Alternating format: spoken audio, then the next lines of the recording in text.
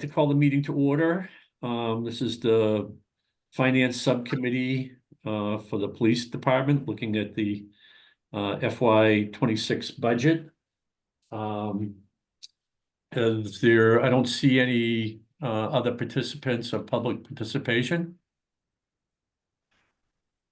Okay, so Chief, I'm going to turn it over to you, but as you know, I provided the committee members, Amy, Lori, Ed, and the updated budget that you sent me last night slightly differed from the budget that you had provided me previously, in that it had the spend through December 24th of 24, which was not in the first iteration. And you also, the first iteration showed 4 new police officers. In this iteration showed 1 new police officer. So just to make sure we're all grounded on what we've gotten most recently from the chief, anything else you want to add to that, Chief, before you start? So the first budget I sent you was our first draft, and that did not have the expenditures through December included in that. Right. And I had requested 4 additional officers for next year, and I'll get into an explanation of that. Myself and Deputy Chief Calabrese met with Kevin Gill, Steve Mayo, and the town's new accountant yesterday afternoon. We reviewed it, had a lengthy, detailed discussion on the status of our request.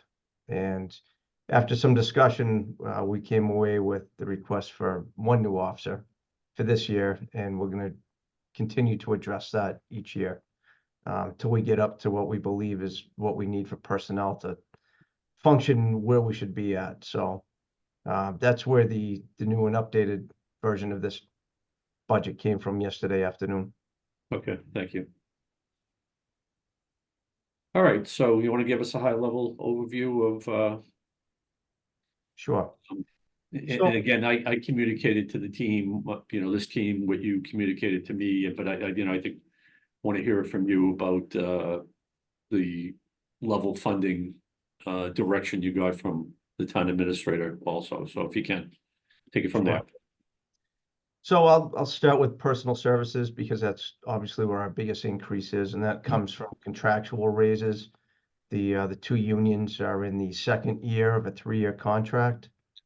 And July 1st, there is a 4.5% contractual increase. That's a cost of living adjustment, a specialized training adjustment of 0.5%, and then a post and accreditation amount of 1.5%. And then January 1st is another 0.5% increase for specialized training. What is specialized training? That is the mental health training that all the officers attend. Most of our officers are certified and trained in crisis intervention training due to the high number of mental health calls that they respond to. So that's a reflection of that. So that's your major increase is personal services. There's also some increases in there for people who either attained a degree during the year, get a step increase. I don't think there were any promotions this past year, but there were a number of step increases. There was a couple of longevity increases as well. So then Should I just interrupt you for 1 second? So I want to make sure I have this. So July 1st is a 4.5 COLA. Correct. There's a 0.5 for specialized training. That would be in January 1st. So that's the January 1st. Okay. So that 4.5 bill is actually 2.5 for COLA, 1.5 for police accreditation and post certification, because after the police reform bill of 2020, which you may or may not be familiar with, every police officer in Massachusetts is required to be certified. Okay. That certification requires some extra work by everybody. So they negotiate that into their contract. And then there's also a 0.5% for specialized training. So that's where you get your 4.5 from. And that's a half year of the 0.5, not the full year. Correct. Okay. It basically, it was a 3-year deal, 5-5-5, basically over the 3. Correct. Yeah. Correct. Which is where I think police unions are settling this year throughout the Commonwealth. Yeah. That's been the industry standard pretty much throughout the Commonwealth this past contract cycle for most departments, and that's Yep. really because of the creation of Post and what that's done to this profession. Yep. So moving through the budget, at the request of the town, we level funded contractual services. We level funded materials and supplies. And then there's a $500 add-on to sundry charges, which is dues and memberships. All our dues and membership fees just continue to go up every year. So we asked for an extra 500 on that. Also included in that personal services was there were 3 other increases that I should mention. We requested an additional $2,000 for the 4th of July. Every year our 4th of July costs increase. So we asked for $2,000 there. The fitness incentive went up $2,000 over the previous year, just because there were more people that took it and passed it this past year. And then because of the contractual raises, we also had to increase the holiday pay. So there were 3 increases there, but those 3 increases plus the contractual raises was a 5.95% increase overall to personal services. Okay. So when you look at an individual officer, I don't wanna. You know, like it starts at the top with you, 502, 608, 503, 503, 505, 605.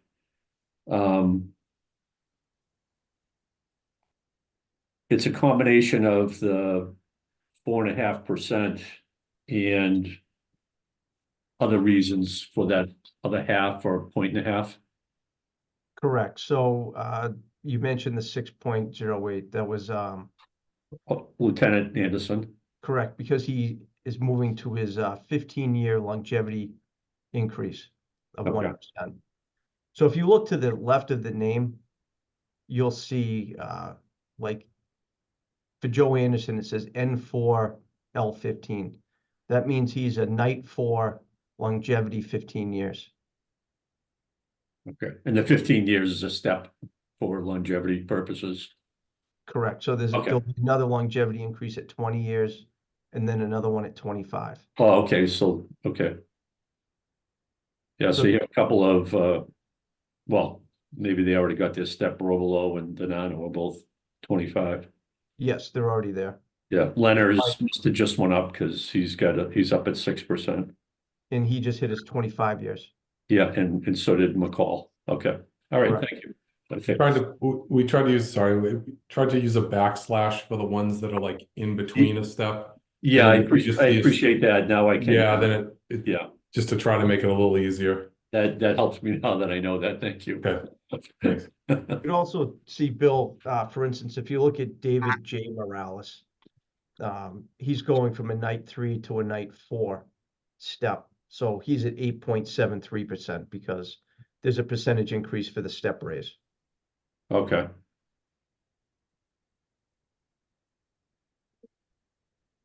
Okay, cool. All right, thank you. Mhm. All right, sorry to keep interrupting you, but No, that's okay. So let me get into the additional, the request for more officers. So you've heard me talk in the past about how we're growing here, how the town's growing, and how the demand on our services has increased. In the past, I've tossed around the idea of civilian dispatchers so that we can move the 2 officers who work dispatch out onto the street. The town really doesn't want to fund the hiring of 8 additional people to work dispatch, which I can understand. And after talking with many chiefs who have civilian dispatchers, as troubling as it is to hire police officers, it's even more troubling to hire civilian dispatchers. There just aren't a lot of people that want to do the job. They have a major problem with hiring and retention. And it's also something where they lose employees to other towns that maybe pay $1 more an hour, $2 more an hour. So the thought process here was to move forward with police officers. Bill, you had asked earlier about the number of calls for service. Prior to COVID, we were averaging around 19,000 calls per year. Following the year after COVID, they slowed down significantly. They're starting to build back up again. We finished this past year right around 14,000 calls for service. And it's not just the number of calls for service, it's the type of calls. The type of calls are very involved, they're very time consuming, and they take more than one officer. For safety reasons, you always send 2 officers to a call, and there's many times we have 3 or 4 officers, a whole shift tied up with one single call. So I've done some things here, shifting bodies around to try and maximize what we get out of each shift. This past year, I created a new shift. To give you an idea of the schedule that officers, and I'm just talking about patrol right now, just to give you an idea of the schedule that they work. Senior officers who have graduated to the day shift because everything runs by seniority here. They work a 4 and 2 schedule. They work 4 days on, 2 days off. They work 7:30 to 3:30. And then we have a night division. Our night officers are our younger officers, and they work what's called a split shift, where they come in. Their first 2 shifts are 11:30 at night till 7:30 in the morning. And then on their second day, after their second shift, they go home. They come back at 3:30 that afternoon. They work an evening shift. And then their last day on, they work an evening shift. So they work 2 midnights and 2 evenings. So to try and, our midnights have slowed down a bit over the years. So to try and maximize personnel, I created a new shift, which is 2 evenings and 2 days. And we shifted some bodies around. So what we did by doing that, we put an additional officer on the day shift and an additional officer on the evening shift. So if we have everybody here, we have 5 people on the street for patrol. That's worked out pretty well, but now we're a little short on the midnight end when there are some busy nights. So what I really need to do is build back up patrol. And I'm going to tell you how it got down. And this is a conversation I had with Steve Mayo when I presented this idea, just to put things in a perspective here. When I started my career here in Wakefield in 2000, this department was budgeted for 46 officers. And the makeup of the department at that time was there was a chief, 3 lieutenants, a detective sergeant, 4 detectives. We had somebody assigned as a court prosecutor, 1 officer assigned to the records department. We had 8 patrol sergeants, and we had 27 patrol officers. So we had 35 people assigned to patrol back in 2000. We had no school resource officers. We had no family services officer. We had no sergeant assigned to records. And to give you an idea of where society was at that time, the internet was in its infancy. There were no smartphones.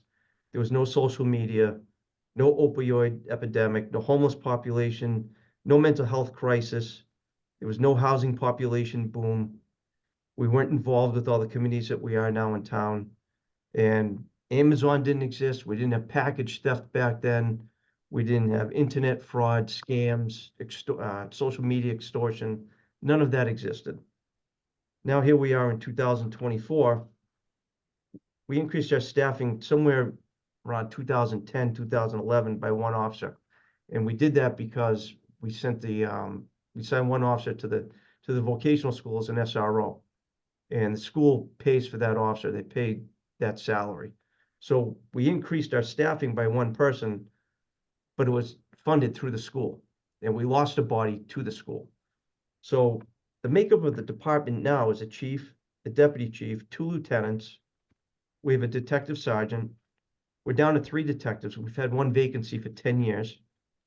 We have a sergeant assigned to records. And the reason that is because we needed somebody in there to handle firearms licensing, FOIA requests, licensing for alcohol licenses, fingerprinting for alcohol licenses, and also the changes to evidence audits, which is coming out of the post commission. We have a court prosecutor, 1 records officer. We have 3 school resource officers. One's at the high school, 1 at the middle school, 1 at the Voc. We have 1 person assigned as a family services officer. That's Amy Rando. She handles follow-ups to domestic cases, overdoses. She does elder services. She works with our homeless population. She works with our mental health population.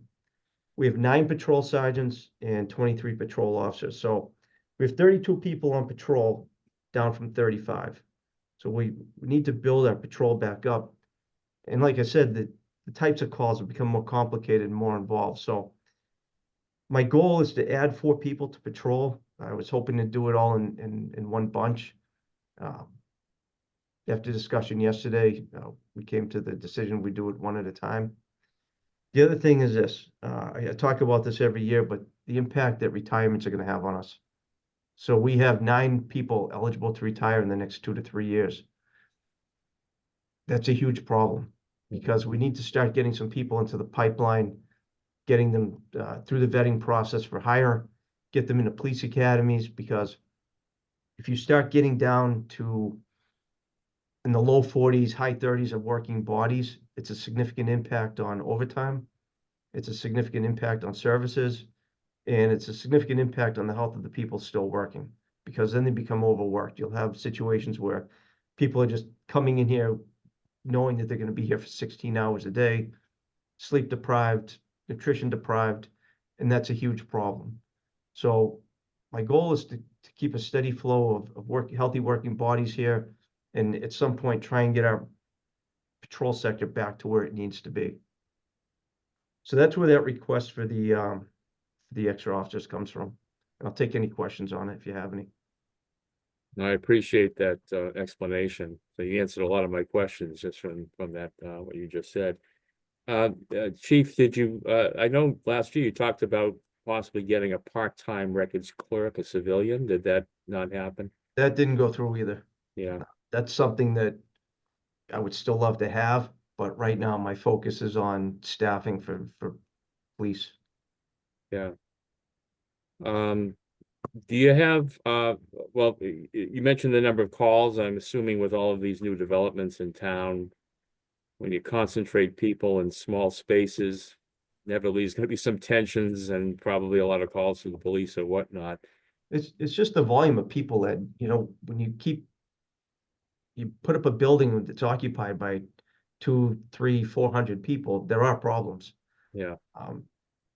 And when I say problems, it could be anything. It runs the gamut of cars getting broken into, vandalism, domestic situations, larcenies, a lot of larcenies now with these buildings because they don't have, Amazon just drops off packages in the lobby and they disappear. Mhm. The Cabot Cabot and Forbes project that everybody talks about, I'll give them credit because they've had a lot of conversation with us about what they can do in their buildings to minimize the calls for service. They're actually giving us they're building us a little substation in their facility, which I would love to be able to staff for just 1 or 2 hours a day, especially during the nice time of the year when the lake will be busy, because our substation will be right off the path, right into their development. So all these, and we haven't felt the full brunt of these construction projects yet because they're not all built. Right. Foundry Street, half of it's still under construction. North Ave is still being built. There's one that's not finished on Salem Street, with another one scheduled to be built. Then you have Mike's Gym that is going to be converted into 130 units. The Hot Street just got shot down, but there's probably about 7 or 8 of these projects that are scheduled to begin at any given time. Mhm. So these 9 folks that you're projecting, have they signified to you that they want to retire, or they just reached age 65, or how One probable is that to happen? I mean, one I definitely think you're has right. to I think it's going to retire. be a big problem. Yeah. One definitely has to retire a year from March. He'll be 65. There may be 1 or 2 that stay beyond retirement age. The rest, more likely than not, will go. Mhm. 32 years is honestly a long time to spend on this job, especially now. So I think a lot of them are just at that point where they'd like to get in there 32 years and take a crack at something else, or just sit on a beach for a few months. Yeah, yeah. And I think you mentioned recruiting. It's very difficult now. We just don't have not as many people have the interest in serving in the police force as we used to see years ago. As well as I'm just in my community in Somerville, like the police chief is trying to hire 4 patrolmen right now, and the quality of the candidates on the civil service list ain't what it used to be. No, it's not. I mean, there was a time when if you weren't in the top 5, you weren't getting hired. Yeah. I will say this, they're giving the exam every year now. And over the last year, we did see an increase in the number of people that took and passed the exam. Our civil service list grew from 25 names to 38, which was nice. There was some civil service reform that was just included in the state's last economic bill that they passed in Yes. December. Yeah. But the state human resources division is still trying to figure out the language of that reform. And they're scheduled to come out with some guidance in the next few months. So there'll be a hybrid hiring system that will be allowed to join, but I have to see what it really looks like first. Yeah. I am hoping though that if it's appealing and we do decide to use it, that it does allow us more flexibility in our hiring. Mhm. Okay, Chief, any other feedback on headcount again? Personal services makes up basically all the increases, in your budget. Most of it, of course, is contractual. There's no increase in the contractual line item. I mean, I would only, I guess I have a couple of questions. The contractual line item through December, you'd spend $140,000 out of a request of 330. And you're asking for 330 again. Hold on, what line are you looking at? Contractual services. Okay. So the actual through 12/24 is say $140,000 of a $330,000 request. Now I look back, when actual in 2023 is 314. So is there a big, and perhaps you've told us this before, I apologize if I don't remember, is there a bigger amount coming through? So with contractual services and materials and supplies, this is how I handle these two items. I'd have the same question for that, so. Well, I don't know how these were organized when they were created. This is what I adopted when I became chief. And how I handle these line items within contractual services is for the first half of the year, I try to be conservative with the money, because what happens in the second half of the fiscal year is we start getting bills for contracts, warranties on certain things, and those are big numbers. So I'd like to make sure that I have enough money left to make sure that those things get paid. I don't split accounts. So let's just say that maintenance for automobiles goes over the $11,000 that is allotted in that line item. I like to make sure that another line item is short to make up for that difference.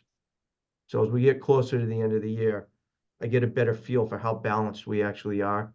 And that's why I treat this budget the way I do for the first 6 months. Okay. And you said the same then about materials and supplies, because it's trends similarly. Yes, it should, because I treat it the same way. There are some expenditures, there's just no way around. We've kind of been getting our butt kicked on motor vehicle repairs this year. We've had some expensive repairs, so I expect that line item itself will go over budget, which means I'll have to underspend somewhere else.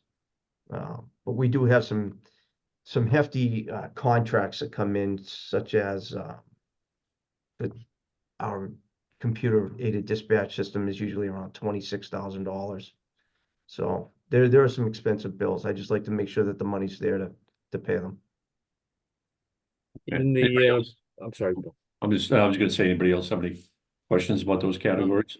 Professional services, is that where you fund the archiving of the body camera footage? Is that? No, professional services is our mental health clinician and Oh, okay, our recovery coach. okay, that's right. The That's body cams, that comes out of computer maintenance software. That was just one of the line items that we lumped it into. There was no other line item that had a better name for it. Mhm. And that fee for the body cams, that's video storage for Right. each year. Yeah. Any grants for and you've gotten some grants in the past, some of the body cam. So the Hardware. body cams that we purchased off a grant, we own them now. But for grants that we do get annually, we have a 911 grant, which we use for training. Each officer that works here, because we have our own dispatch center, needs to receive 16 hours of dispatch training every year. So we get reimbursed for that through the 911 grant. We also get a grant for $18,000 that we have to pay to Cataldo Ambulance because they're our emergency medical dispatch. Every 911 center has to have emergency medical dispatch. So because our officers are not EMTs or paramedics, we transfer all medical aids to Cataldo, but there's an $18,000 fee that comes with that. But luckily, we get reimbursed through a grant. We do get a mental health grant, which helps to offset some of the costs for our clinician, which is why that line item remains at $89,000 in our budget. We offset the cost with the mental health grant. It also helps to pay for some training for our officers to go to crisis intervention training. We still have the car seat grant. I think we got maybe $1,500 worth of car seats this year. We have there's a bulletproof vest grant. We purchase all our bulletproof vests through the federal, it's called the BVP grant. They pay for half the cost of the vests. And then once they approve their half and reimburse us, then I can apply through the state for the other half. So luckily, all our bulletproof vests are reimbursed every year through both the feds and the state. We have a traffic safety grant that's allowed us to buy some equipment, some traffic safety equipment, and it also allows us to do some directed patrols for speeding, impaired driving, violations of the hands-free bill.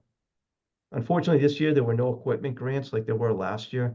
Last year I was able to buy $37,000 worth of equipment through an equipment grant, but it didn't exist this year. Hopefully it comes up next year because there are some things I'd like to buy. I don't think I'm forgetting anything. I don't know if the deputy has anything to add on grants, but I think I covered that. I think you hit most of them, Chief. Okay. You've talked before about when we talked about grants, and you've always given us some good details, which we appreciate. That those grants are all things written by your team, correct? So They are pursued by your team, and I think it's a conversation that comes up. That there's, could there be a better way to do grants across all departments? But in any event, do you feel like you're missing out on grants? I don't, I research grants often to see what's available. A lot of it just doesn't apply to us. I will say this, I applied for a federal grant a few years ago. It was the equivalent of what the fire got to hire their firefighters. It's called the Cops Fast Grant. Yeah. The federal grants, you have to be an expert on these to fill them out. I made my way through the process. I figured it out, but it was a challenge. Some of the state grants are much easier, but I think if we had a dedicated grant writer who understood the process better than somebody who just does it once a year or once every couple of years, it would be very helpful. Yeah.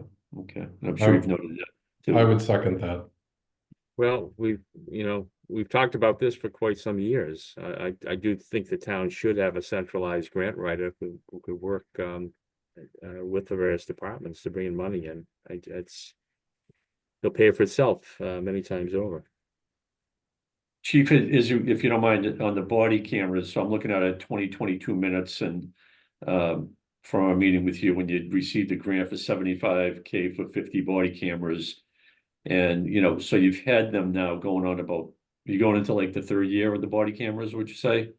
Yes, this will be, did we deploy them in 21? 22 we deployed them, so Yeah. we've coming up. So the only reason I'm just curious, when you told us at that time you anticipated a 5-year life cycle, do you still feel the same way that? I do. That's pretty much the industry standard. Okay. Yeah, the grants for cameras have been consistent. That is one thing that they haven't, the state hasn't shied away from, is providing grant money for body cams. There's more and more departments signing on with body cams. It's really become the norm now. So I don't see that drying up at all. Okay, so hopefully in a couple of years when there's need to replace the grant, that seems to be an active sort of pool of grant money. It does. It's like I said, it's become a standard piece of equipment now for the most part with most departments. And I think any department that was hesitant to jump on the bandwagon of body cams and has tried it now swears by it. Any officer that's wearing it will tell you that's the best thing that was ever invented. That's great. Yeah. Next thing I have on a list of questions I sent to you, and again, I'm not trying to cut anybody off. I'll defer here. Do you have any openings currently? We have one coming up. So we have an officer that was just approved for disability retirement by the retirement board. Just waiting for the state PARIC to come back and give it its blessing. And as soon as they do that, he'll be leaving. He's been injured for a number of years now, working light duty. And he got to the point where he was never going to heal correctly to return to full duty. So it's unfortunate. He's a great guy. He's a sergeant here, very sharp kid. I'm kind of sad to be losing him. So we'll have to fill that job. And you can't start the replenishment cycle until the person formally. So we can start the process. Just trying to get a better idea of when PARIC's actually going to come back with that information. The process takes a while. So by the time we get done pulling the civil service list and vetting out a candidate and then scheduling an academy can take anywhere from 3 to 6 months. What I'm kind of waiting on is I'm waiting to see what the state's Human Resources Division comes out with about this new hybrid civil service bill that was in the economic bill that got passed. And there's also a civil service test coming up in March, which means there'll be a new civil service list on July 1st. So I'm kind of waiting on two things before we start the process. What will the hiring process look like, and what will the new list look like? Okay, so you have one upcoming in the next fiscal year. We do. Yeah, okay. Chief, do you have anybody else on 111F or We have one other officer who is on light duty. He was involved in a significant motorcycle accident back in August, and it was pretty bad. There was a short first couple of days. It was questionable whether he was even going to make it or not. really? Yeah, he was banged up bad. He was out for a number of months, 5 months, which is if you look at what we've used for our sick time overtime account, it's high, and that's because we had to backfill that position. He's done very well in his recovery process. He's come back much quicker than anybody thought he would. He's been on light duty now since for about a month.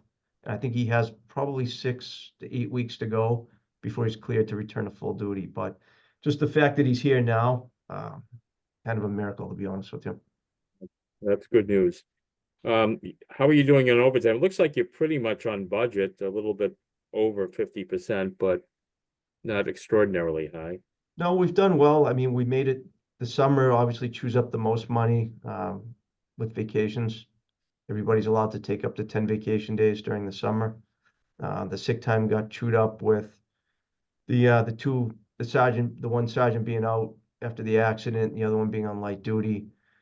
Just to give you an idea of how light duty works.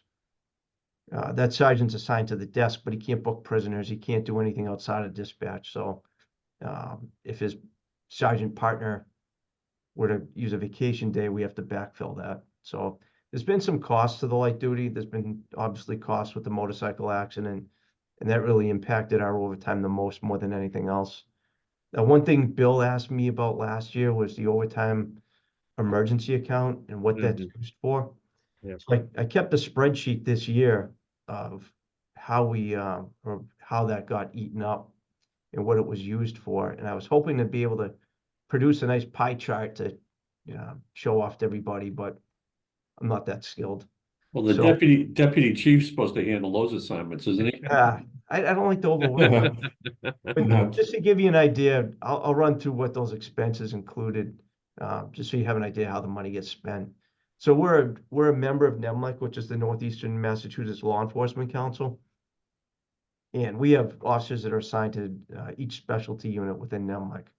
We have an officer that's on the SWAT team, an officer on the regional response team, another one on the motorcycle unit, one that's on the critical incident stress management team. So they get called out occasionally to other cities and towns to help out with incidents. So that gets, when there's overtime associated with those call outs, that comes out of that account. There's a lot of detective investigations, whether it's been drug investigations, fire investigations. Every month, we have 2 sergeants that go out and do address verifications for registered sex offenders. And that's 8 hours of overtime a month. There's a lot of overtime that gets chewed up with arrests that get made towards the end of a shift, or maybe we have a prisoner down at the hospital for a couple of days. We just had one down there for 2 days. Evidence audit compliance. In the past, prior to the regulations created by Post, we would do an evidence audit every 6 months. We now have to do it every month. So there's 8 hours of overtime every month just to evidence audit compliance. A couple of detective search warrant applications. I'm just going through my list here. We have a National Drug Take Back Day every couple of months. That's 12 hours of overtime. What is that? Could you say that again? National Drug Take Back Day. Oh, yeah. That's a day where people can bring their unused medications here, and we work with the DEA to dispose of those. There's been some school events for the school resource officers. We also use this account to cover bereavement days. If anybody's out on bereavement, it gets paid out of this account. A lot of arrests that went from one shift into another. We had a child car seat day that we collaborated with the Subaru dealership on. They host the event, and we have a number of car seat technicians that spend 5 hours down there installing seats for new parents or anybody who wants to get their current car seat checked. A great service that the Boudry family has taken advantage of for our grandson. It is a great service. We It really appreciate is. it. There's some overtime that gets spent on the July 4th, just in preparation for the 4th. Court time is down, continues to be down. What's that? Court time, So court time is actually starting to speed back up, believe it is or it? not. It really is. Post-COVID, it was almost non-existent. But this year, it seems like the court's really been picking up a little bit. They don't have enough judges. That's half the problem. The one judge trying to handle Wakefield, Melrose, Malden, and Everett isn't cutting. So what we've avoided this year, and I'm knocking on wood when I say this, typically every year we have 1 or 2 events that really chew up a significant amount of overtime. It might be like we had the Rise of the Moors one year. We've had a couple of situations, high risk, volatile situations that required a SWAT call out, and which, we end up calling in a number of our own people for overtime. The biggest thing we've had so far this year was a fatal motor vehicle accident that required a lot of investigative time that required some overtime. A couple of suicide investigations, unattended deaths, other accidents. You mentioned drug investigations earlier. I was just curious, does the town get any drug forfeiture money? We used to. We used to, yeah.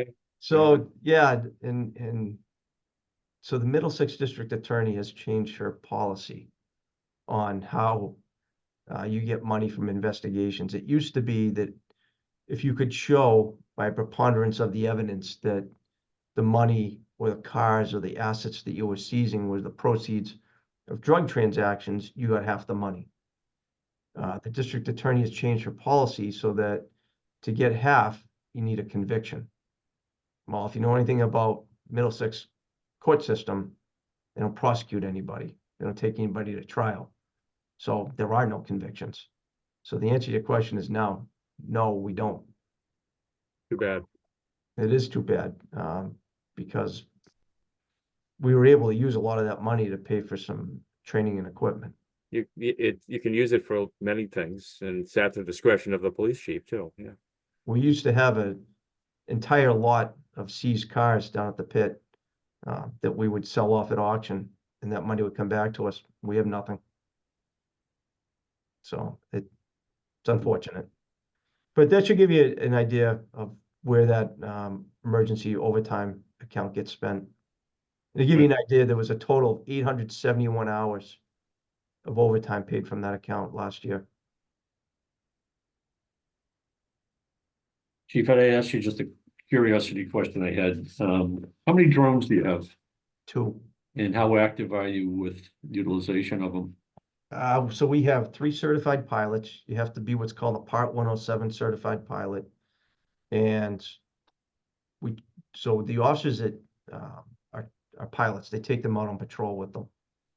And they utilize them as much as possible. I asked them to get in a number of flight hours per week, whether it just be training or actual using them on calls for service. Nemlik itself just started up a drone unit, and I'm hoping to get one of my officers' skill set high enough or good enough or quality enough to be on that unit.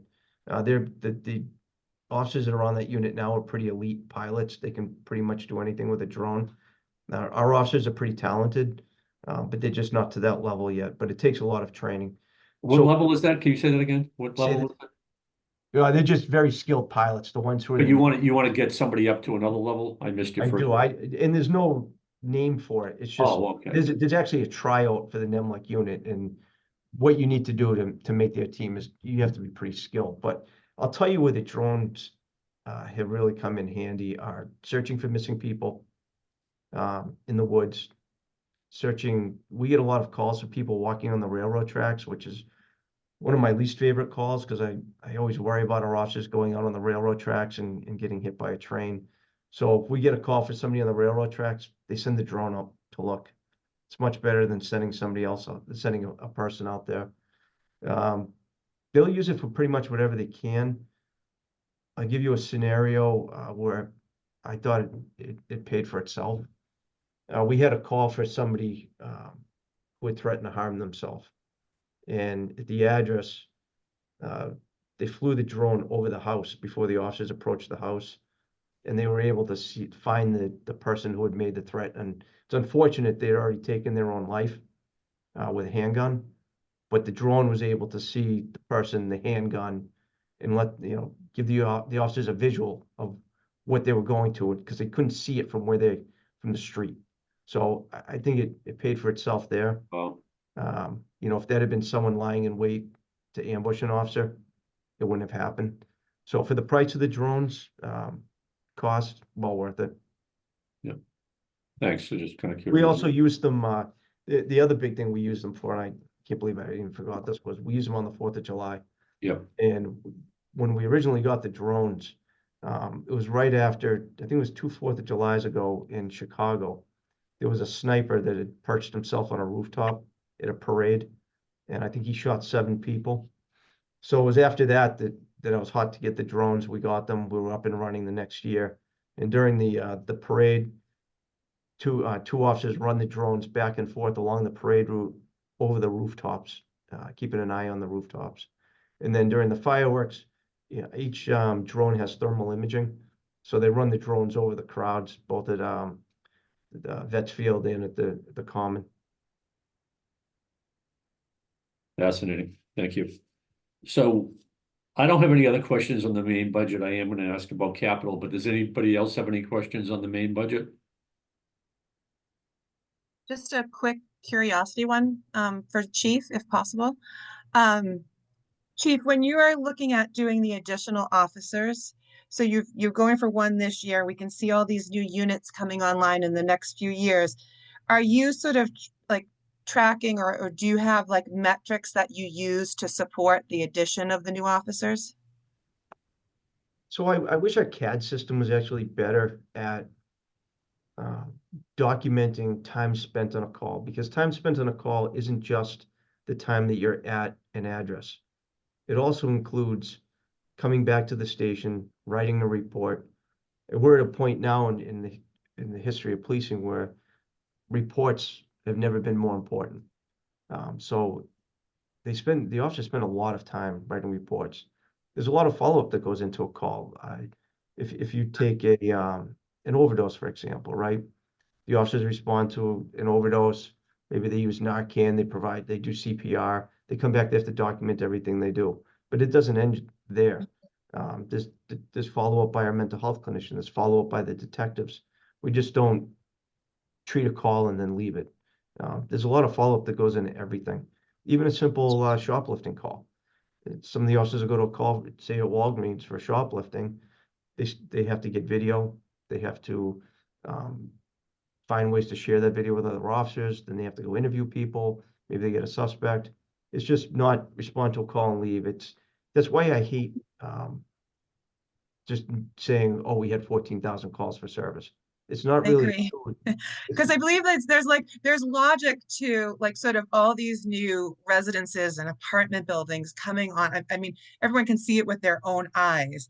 And this is actually, you and I are actually kind of talking the same language here. I think that in supporting this going forward, or just justifying the need for more offices to meet the town's needs, it's interesting, and I can understand it's probably difficult for you to support it with metrics, but the more and more we can do that, then I think we can show people at sort of town meeting and all these other subcommittees the need.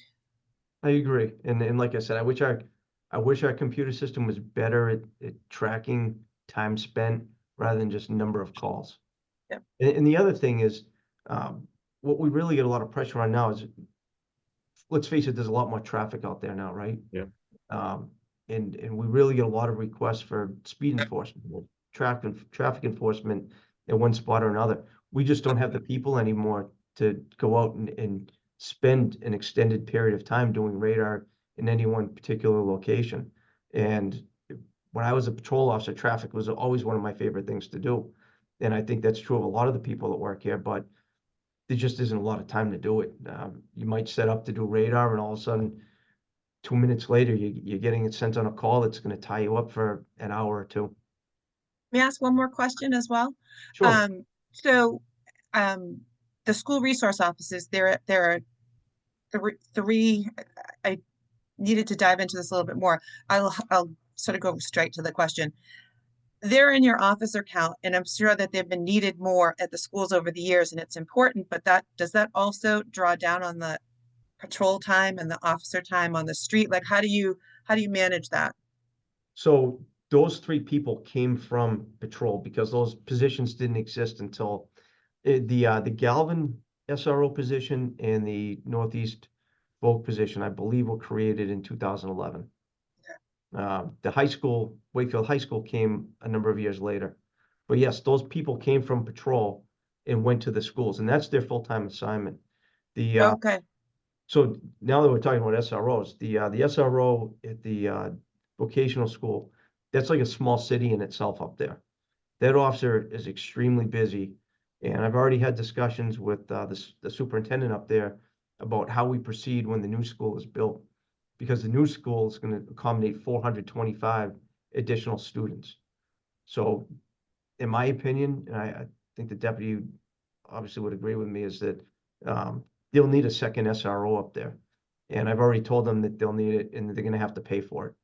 And they had no objection to that. They know how Okay. busy it is up there.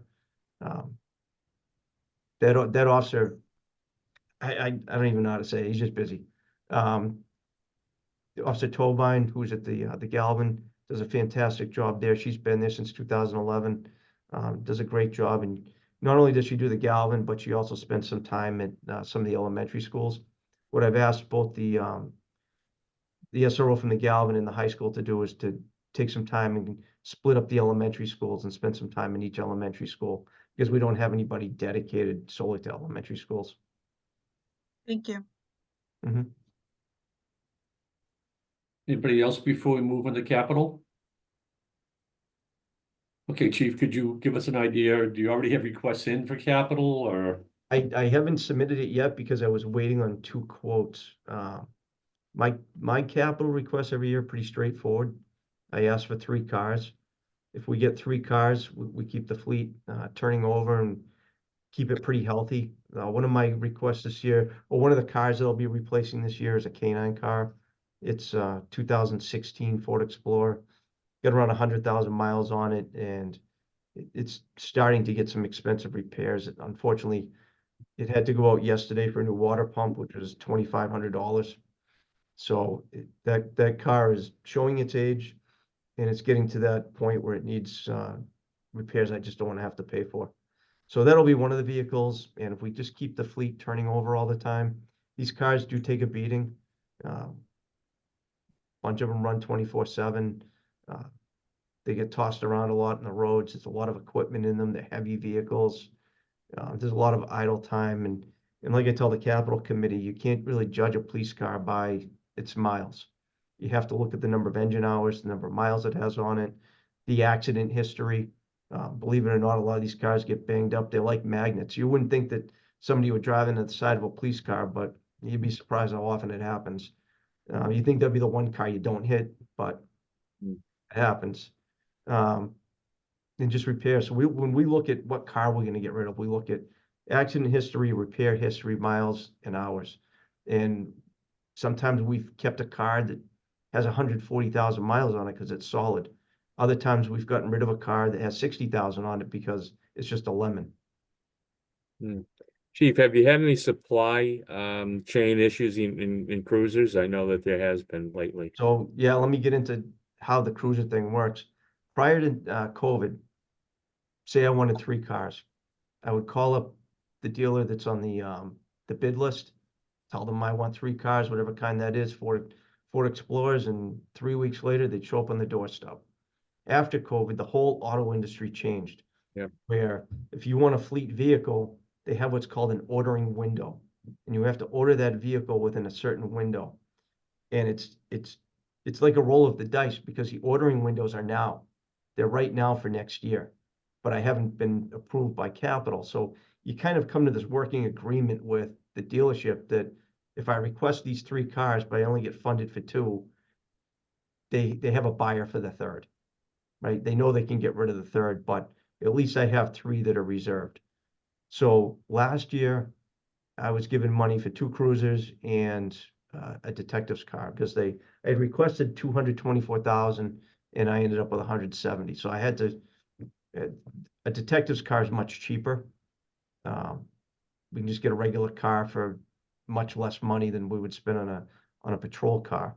So one of the cars that I ordered was an electric vehicle. It's a Chevy Blazer. It's a police-specific electric car. I just wanted to try it, give it a whirl, see how it worked out, see how the officers liked it.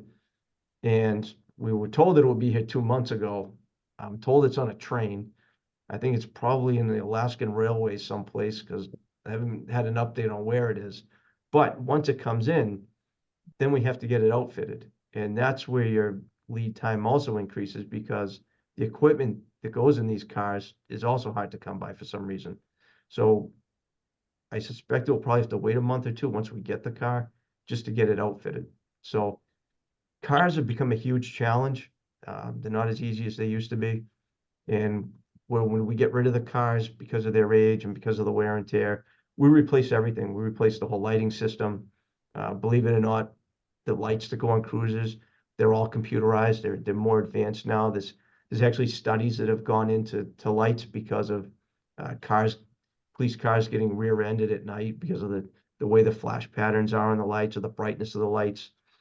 So the way that system's designed now is the lights actually dim themselves at night. There's light sensors in the light bars. So if it's dark out, they dim down. They don't have the same crazy flash patterns at night as they would during the day.